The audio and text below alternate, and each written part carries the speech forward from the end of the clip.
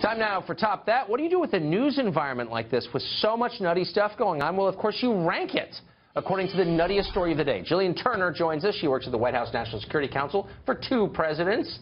Kristen Soltis Anderson is a pollster and a columnist at the Washington Examiner. She's here as well. Kristen, you first.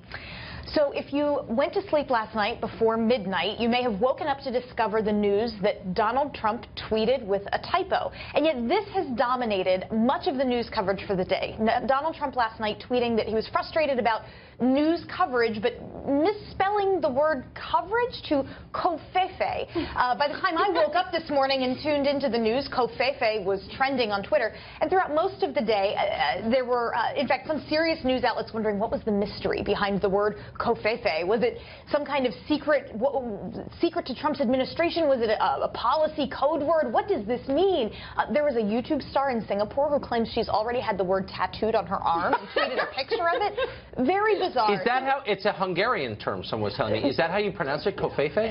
So I think the AP has had to come up with a sort of style guide pronunciation. I believe before I came on, I wanted to do my homework. Covfefe was the translation of the tweet. It is one of the nuttiest things I've ever seen in my life. I don't know. The other great thing is overnight, the Merriam-Webster Urban Dictionary, you know, they have an urban version of their dictionary for more slang terms that get it. They already added it. It took like an hour. Normally, but it's definitely Covfefe. I mean, I don't want to embarrass myself at dinner after the show. I believe Covfefe. You're safe going with that. I'm throwing it into the percents. I love it.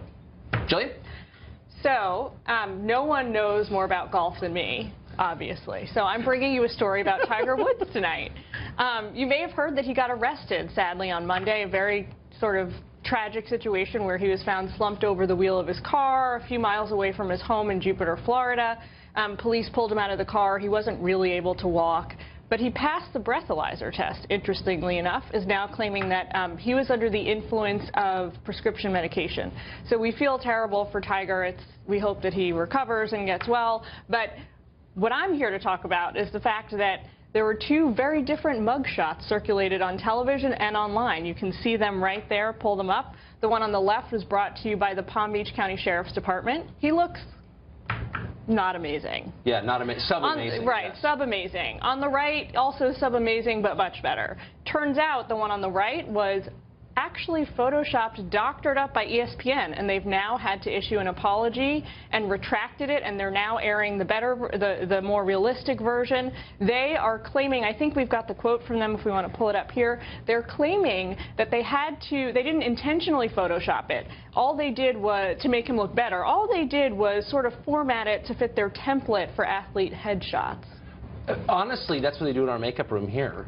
And let me just say, he looks... see what he looks like right now. Much more Covfefe than I do now. By the way, Covfefe wins. I'm sorry. I loved yours, but Covfefe is always going to win. It just has to by definition. I understand. Covfefe?